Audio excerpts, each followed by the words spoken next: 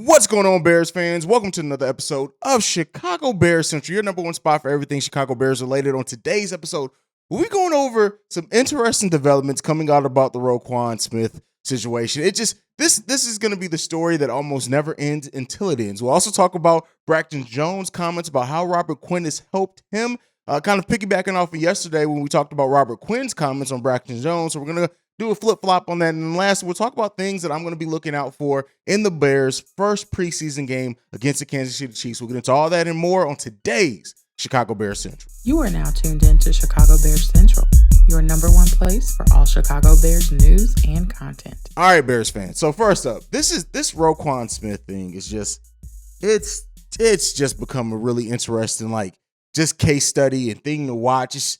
It's really freaking strange, man. I'm just gonna be honest with you. It's really freaking strange, bro. So we now, first off, we got Adam Schefter was on ESPN 1000, and he talked about, he's gotten the details of the contract offer that the Bears offered Roquan Smith. And so what Schefter did is he used his resources and sources to send that deal out to other NFL teams to kind of get a feel on if it was a fair deal or not.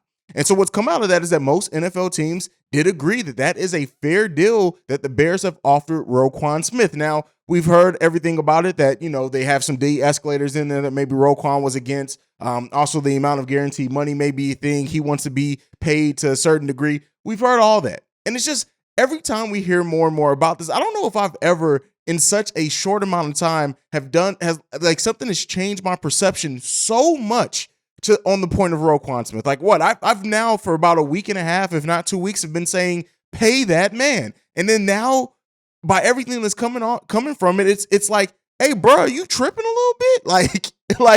You might be tripping a little bit. And so while I still do want to see very much so Roquan Smith stay a Chicago Bear, more and more that comes out, it just makes it even more interesting. And I don't know, let me know down below, have you changed your perception on Roquan Smith because any of this news that comes out hasn't made you maybe be more in his favor, maybe be more in the favor of the front office? Let me know where you guys sit on that and if this has changed your mind or not, because I'll tell you what, where I came in kind of wholeheartedly just all supporting Roquan, I now see that, hey, maybe even if the Bears aren't quite offering what Roquan wants, Roquan's also tripping a little bit. So what makes this more interesting is what came out today. So on Pro Football Talk, Mike Florio, which I probably mispronounced his name, said that, he cited sources of teams calling that there's somebody on behalf of Roquan Smith calling teams trying to figure out a trade. Now, keep in mind, Roquan Smith does not have an agent. That is the person who, if anything, could be doing this. So this now creates a separate set of problems for Roquan Smith, is that whoever is making these calls on his behalf is not certified by the NFL Players Association to be acting as an agent and even trying to broker any deals. The second is that Roquan Smith has not been given permission by the Chicago Bears to seek a trade. So if any NFL team does start trades with whoever this is that is making calls and the Bears are notified of this illegal contact, they could be penalized for tampering, and Roquan Smith himself could possibly be fined as well. This is like the biggest soap opera that I've seen in a minute in sports, right? The Kevin Durant shit beside, this is wild. And if this is true, right? If this is something that his sources are correct on and we get more, don't be surprised if you see an investigation and things from that. What is happening? What is this turning into, right? That's the biggest question in all of this. What the hell is this turning into? Because it's wild. It's legitimately just crazy how this is turned into. Now this part is speculation, right? The other part I was reporting based off something that somebody else cited from sources, but I'm now giving my own thoughts to this. If Roquan is in touch with anybody, he knows the person that's making these calls, or God forbid, he's giving them instruction to do this, it's the stupidest thing that Roquan Smith could possibly fucking do, right? It's literally one of the most idiotic things that he could possibly do. Now, again, there's been nothing and no sources that said that this is coming from Roquan Smith or by the direction of Roquan, just that somebody is contacting NFL teams on his behalf. But it's like, what is going on, man? What is happening here? This is crazy. So as this continues to develop, it continues to turn into more shit, and a shit storm is what it's basically turning into. Like, it's wow. Like, I never would have thought it would have turned into quite this, right?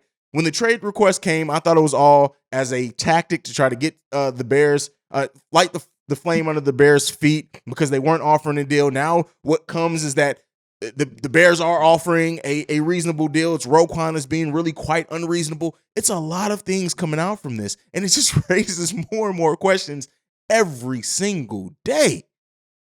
But let me know what you guys think about it down below. Do you think, like, how do you think this ends up going? Like, the more and more this happens, I really do think this may end up in Roquan Smith being traded. I really do. I'm really starting to get to that point. I still want to see him be a Chicago Bear. I still want to see them fix this relationship. But the weirder and weirder this gets, the more I think that this is going to end in a trade and Roquan Smith not being a Chicago Bear. But we'll continue to see and monitor how that goes on. Now, yesterday's story, to move on to the next one, we talked about Rober Quin's comments on Braxton Jones. And he had very, very positive comments on the young rookie. And so Braxton Jones was then interviewed, and now we get the flip side of it from him. And this is the quote from Braxton Jones. He says, "I think the biggest thing for me is just the quickness of it.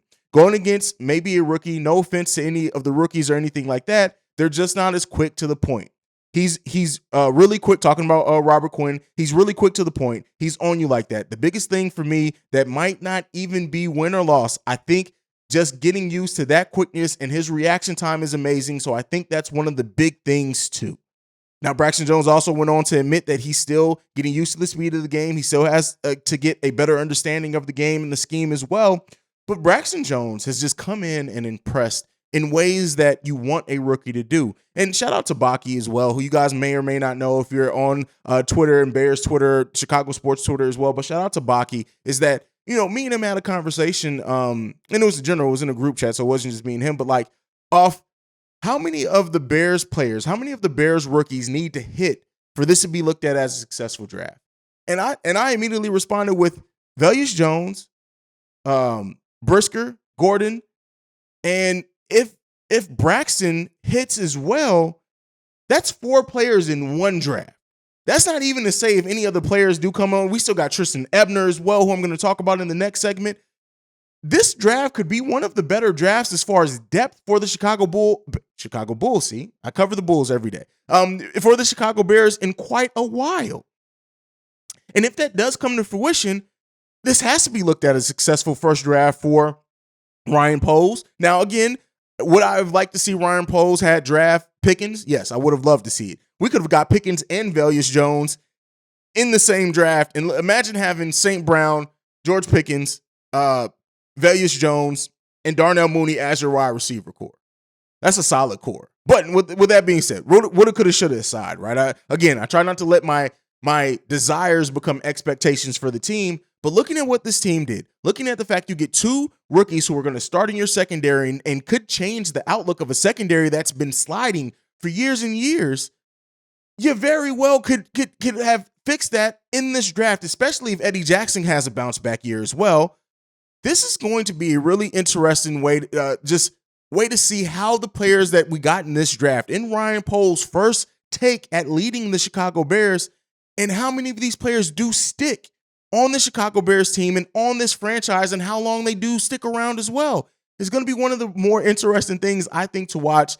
And I think that we could walk away with this of 4 more players being considerably or playing considerable snaps and playing considerable roles for the Chicago Bears for in this season and maybe seasons to come. So let me know down below, what do you guys think of that? How many players out of this draft do you think have to hit, or does it take the impact that if like one goes on to have a surefire huge career, does that make the whole draft successful as a whole? Like, I'm looking at this, and as many bites of the apple as they have, as many more draft picks as he did acquire, this is going to be a solid draft, I think, when we look at the longevity of it for the Chicago Bears. But all right, off that one, let me know what you guys think on that one down below. Now, the next thing that I want to talk about, the Bears have their first preseason game tomorrow. We'll be able to do our first, by the way, I guess this is my first time announcing this. So the way that we're going to do our game coverage, you will get a halftime hangout is what I call it, in which we'll go live during the halftime of the game. And then you'll also get a post-game live stream from me, from us as well, covering the game once the game is over with. So be on the lookout for that. But in that, I want to talk about things that I'm looking out for in the Bears' first preseason game. And of course, we're going to start from the top. Our quarterback, Justin Fields. What is his grasp of this offense? And for that matter, what does the Luke Getsy offense look like? And I've said it before, I'm not expecting it to be a well-oiled machine. I'm not expecting it to be his final form here in the first preseason game. This offense is going to continue to evolve, get quicker, get solid, get more together over the course of the first half of the season. But what does that offense look like? What are the bones of that offense? What type of offensive scheme are we going to run? We have what we expect, but how is that going to be executed? Now, it's going to be kind of hard to get that because Eberflus has come out and said that he expects the starters to play between 10 and 20 snaps. So we'll see. It's not going to be a huge amount of sample size, but what in that time does this offense look like? Does Justin Fields look more comfortable than what he looked last season? Does he show a better understanding of the game, going through his progressions, things like that? Another one that I'm looking for is Trestan, I can always say Trestan Ebner. And that's why I alluded to earlier in this. The fact that he comes in and that with his quickness, his speed, I expect him to be on special teams, but he's kind of down the depth chart of that. That lets me know that they may, especially in preseason, be trying to take a look at him at running back and see what he can do. He's been a good surprise in training camp so far. What does Trestan Ebner look like in the time that he gets, especially if the starters are only playing between 15 and 20 snaps? That means that a player like Trestan Ebner could play considerable snaps in that preseason game. What does that look like? Wide receiver Tajae Sharp as well, a player who probably would have not gotten a lot of time, but considering we don't know what's going on with Byron Pringle, N'Keal Harry's out, Haize Jones, I think is still day-to-day. He's probably going to play in the game as well. What does it look like from him? Does he stick around in this team? He's going to be given the opportunity because of the injuries in that wide receiver core. What does he look like in this game? The offensive line as a whole, right? Both Tevin Jenkins, both Braxton Jones. Like, if Tevin Jenkins even gets in any snaps, again, you expect the starters not to play, so he's going to get some snaps there. But Braxton Jones and that starting offensive line, what does that look like for the Chicago Bears? What do they look like in their time? That's one of the biggest question marks for the Chicago Bears team. Another one, Nicholas Morrow, especially with not knowing what's going on with Roquan Smith. Nicholas Morrow with Roquan away from the field, he's going to have a lot of opportunities to shine and show what he can do. He's going to be looked at to do a lot in holding down that linebacker position. So what he does with that is going to be extremely interesting to see, because he may be a bigger part than what we thought coming into the season, if it does eventually go the way that I think that is going now, with Roquan not being on this team. And then lastly, what do the Chicago Bears rookie Jaquan Brisker and Kyler Gordon look like? Matter of fact, what does that whole Bears defense look like? That Matt Eberflus defense, coming from being a different defensive coordinator, what does that defense look like? What shape does it take in the first Chicago Bears preseason game? Does the words that Brisker and Gordon have been giving as far as attacking, getting turnovers, getting to the ball, how does that all take shape? Do we see the glimpses of that in the first preseason game for the Chicago Bears? What is that? What does everything look like for that team?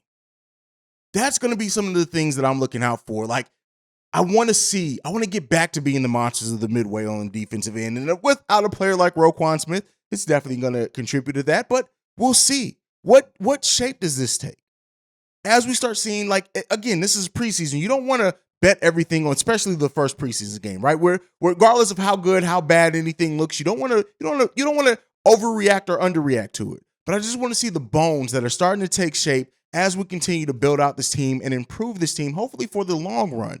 Those are some of the things that I'm looking out for in the Chicago Bears first preseason game.